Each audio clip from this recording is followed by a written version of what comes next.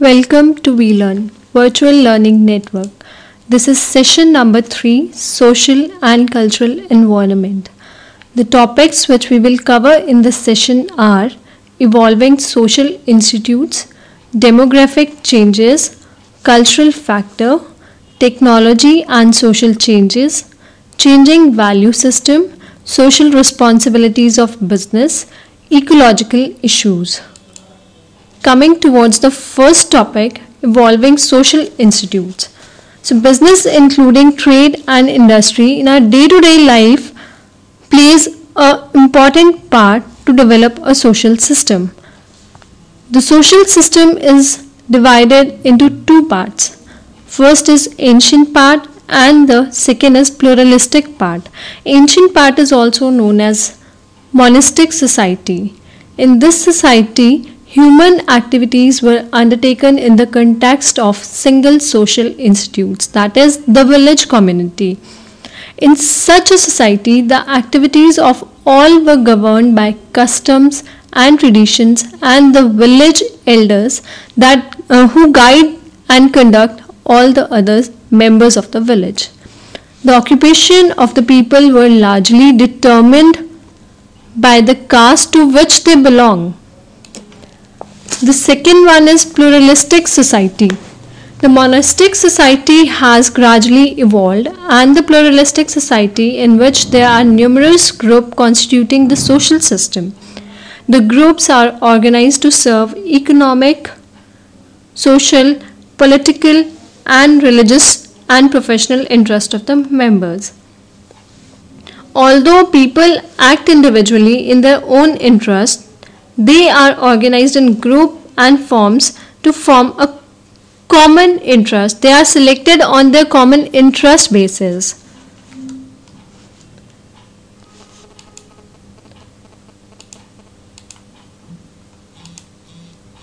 Next are the demographic changes which happens to be there in the society. The theory of demographic transition suggests the rate of growth of population which depends on the stage of economic development. Demography से हमारा मतलब है कि हम कितनी population को cover करते हैं. जो हमारी पॉपुलेशन कवर्ड हमारी डिपेंड करती है इकोनॉमिक डेवलपमेंट पे. हमारी इकोनॉमिक डेवलपमेंट कितनी कंट्री में ग्रोथ हो रही है, कितनी हमारी पॉपुलेशन एक्सीड कर रही है, ये हमारी आपस में इंटरलिंक्ड है. High birth rate is the result of literacy, early marriage and lack of knowledge about family. Similarly, birth rate क्यों increase हो रहा है? क्योंकि अज्ञानता है, लोगों को इसके बारे में पता नहीं है. जिनकी जल्दी शादी होती है, जैसे हम जानते हैं बाल विवाह. Lack of knowledge, family planning के बारे में लोगों को पता ही नहीं है. Similarly, death rate is also high as a consequence of poverty, lack of nutritive diet, primitive sanitation, absence of medical care, and incidence of epidemics. The stage is the first stage of demographic transition. जिस तरह हमारा birth rate high है उसी तरह हमारा death rate भी high है.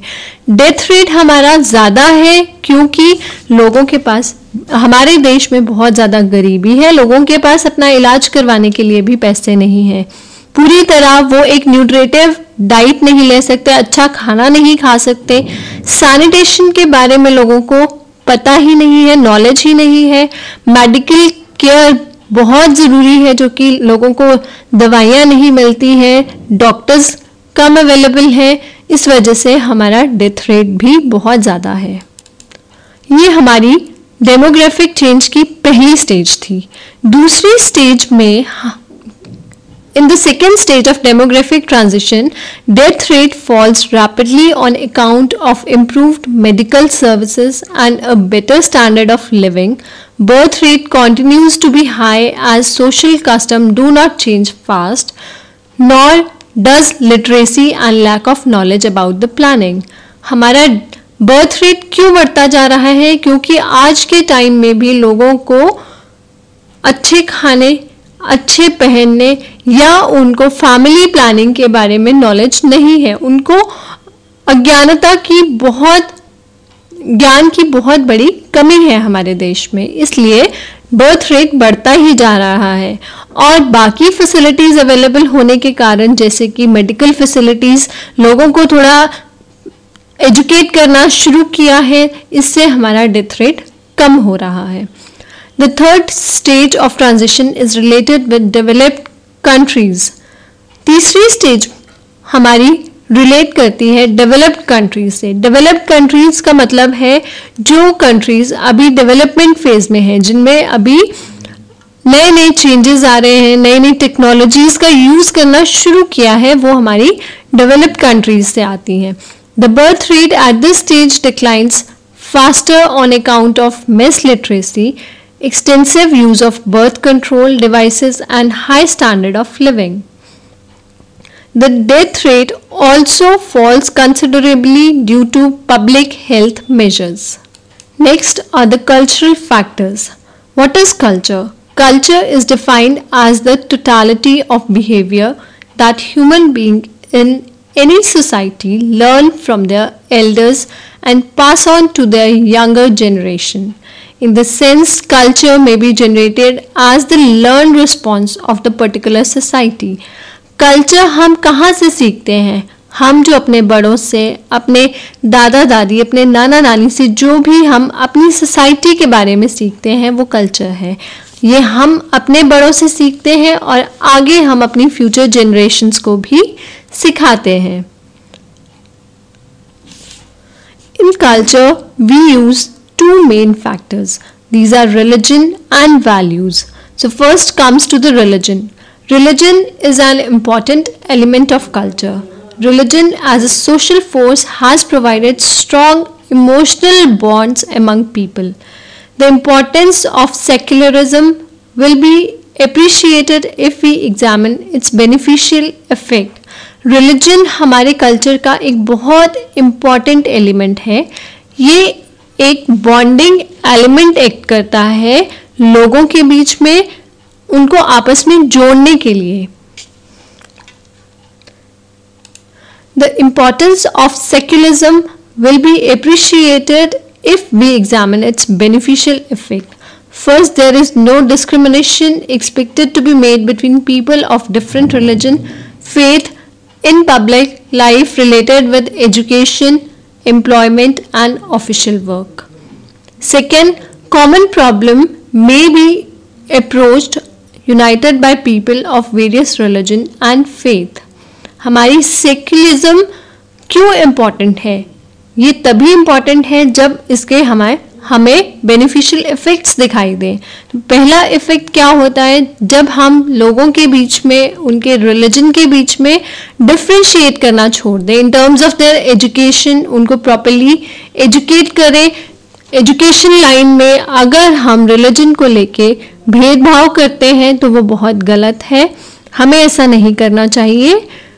Employment, जब हम किसी को नौकरी देते हैं या जब कहीं नौकरी करते हैं तब भी हमें किसी रिलीजन को लेके भेदभाव नहीं करना चाहिए, क्योंकि सभी धर्म एक बराबर है।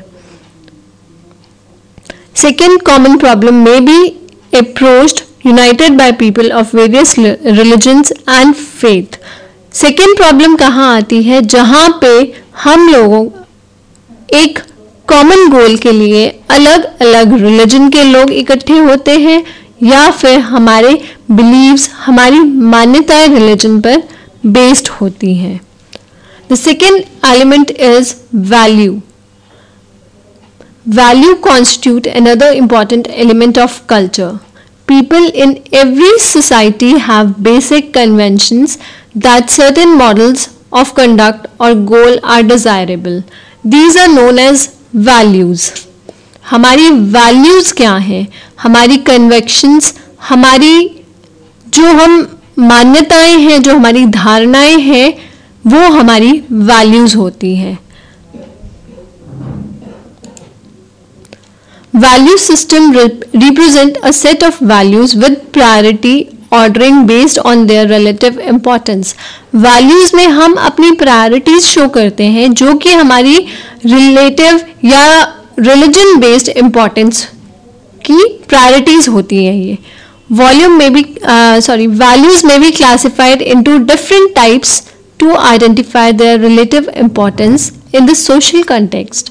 Thus, we may distinguish between theoretical values, economic values, social values, political values, religion values, and utility values. The priority according to particular values may differ depending on the culture and tradition of societies, or it may differ between interest groups within a society. Values हमारी अलग अलग हिस्सों में divided है. इनको हम उनकी importance के बेसिस पे क्लासिफाई करते हैं. ये क्लासिफिकेशन थ्योरेटिकल वैल्यूज या इकोनॉमिक वैल्यूज या सोशल वैल्यूज, पॉलिटिकल वैल्यूज के बेसिस पे होती हैं और हर किसी की वैल्यू डिफर करती है उनके इंटरेस्ट पे, इंटरेस्ट ग्रुप्स पे वेरी करती है. Next topic is technological and social changes. What are the technological and social changes? What is technology? Advancement of technology has been one of the most important factors causing far-reaching social changes. In a dynamic social setting, technology often operates as a multiplier. The modern telecommunication system is also the result of technological change or technological progress. हमारी technology क्या है? नए नए हमारे environment में, हमारे system में जो चेंजेस आ रहे हैं उसे हम टेक्नोलॉजी कहते हैं. टेक्नोलॉजी के बेसिस पे हम अपना काम बहुत इजीली, बहुत कम टाइम पे और कॉस्ट बेनिफिट की फॉर्म में करते हैं. टेलीकम्युनिकेशन इसका एक एग्जाम्पल है. Dissemination of knowledge and information has been rendered much easier as a consequence of the facility of instantaneous communication over distant territories. It has brought about enormous saving in time and energy. The system of distance education through communication device has also made a significant impact on systematic learning. Next topic is changing value system. Value system क्या होता है और ये किस तरह change होता है? Individual values may be defined as the normative value or normative views held by individuals or what is good and desirable. Value thus provides standards or benchmarks by which individual may be guided in their choice of decision, conduct and behavior. Values हमारे लिए एक benchmark का काम करती है जिसके basis पे हम अपना डिसीजन लेते हैं या हम अपने बिहेवियर को एनालाइज करते हैं. Social values may be defined as a system of shared beliefs about desired goals and norms of human conduct. Social values हमें हमारा ऑब्जेक्टिव दिखाती है, हमें हमारा टारगेट दिखाती है. Value system refers to a set of values with priority rating based on their relative importance. For instance, people in different walks of life are known to rank values in varying order of importance. Business values. Business values are known to influence social values on small degree. हमारी business values social values को affect करती हैं, उन्हें influence करती हैं, लेकिन बहुत small amount में. The business class exerts considerable influence on institution and interest group due to its social and political power and ability to mold public opinion on social issues. Values which govern decision making in corporate enterprise may be said to consist of individual values. हम जब अपने corporate world में या corporate enterprise में जब भी हम कोई डिसीजन लेते हैं तो वो एक इंडिविजुअल की वैल्यूज को कंसिडर करते हैं, ग्रुप वैल्यू कंसिडर करते हैं, या हम सोशल, इकोनॉमिक, एनवायरनमेंट और कल्चरल वैल्यूज को कंसिडर करते हैं. Business value consist of criteria which define what constitute good business, what objective are desired to pursue and whose interest is there in the business. Business value consists of the criteria which pursues your interest, जो कि आपके interest को बताती है, जो आपका business चलाती है और जो आपके बिजनेस चलाने को ज़रूरी होती है, उसे हम बिजनेस वैल्यू कहते हैं. Next topic is social responsibilities of business. हमारे बिजनेस की सोशल रिस्पॉन्सिबिलिटीज क्या हैं? सोशल रिस्पॉन्सिबिलिटीज मीन्स हमारा बिजनेस हमारे एनवायरनमेंट या हमारी कंट्री को किस तरह से इन्फ्लुएंस करता है, किस तरह कंट्रीब्यूट करता है. The social responsibilities of business includes its responsibilities towards owner, employ, consumer, government and the community और पब्लिक एट लार्ज. मेनली किस किस को ये टारगेट करता है, किसके लिए बिजनेस अपनी रिस्पॉन्सिबिलिटीज शो करता है? ओनर के लिए, एम्प्लॉय के लिए, कंज्यूमर के लिए, गवर्नमेंट एंड द कम्युनिटी और सबसे ज़्यादा जो हमारी जनरल पब्लिक है उसके लिए. सबसे पहले हम बात करते हैं शेयर होल्डर्स की. It is the primary responsibility of every business to see what the owner get a fair rate of dividend or fair return on capital investment. सबसे पहली responsibility क्या आती है कि हम ये देखें जो हमारे owners हैं, क्या उनको जो उन्होंने कैपिटल इन्वेस्ट की है, क्या उन्हें उनको प्रॉपर शेयर मिल रहा है, क्या उन्हें बेनिफिट मिल रहा है या नहीं. Second are employees. It is the responsibility of management to provide for fair wage of workers based on the principle of adequate equity and human dignity. हमारी मैनेजमेंट का काम होता है कि हम ये चेक रखें क्या हमारे वर्कर्स को प्रॉपर और सही काम की सही सैलरी मिल रही है या नहीं. नेक्स्ट आते हैं हमारे कंज्यूमर. कंज्यूमर मीन्स हमारे जो बायर्स हैं, जो हमारे एंड यूजर्स हैं, जो हमारे प्रोडक्ट को, हमारी सर्विसेज को अवेल कर रहे हैं, क्या हम उनको सेटिस्फाई कर पा रहे हैं या नहीं. It would be in the long run interest of business if goods of appropriate standard and quality are available to consumers in adequate qualities and quantity at a reasonable price.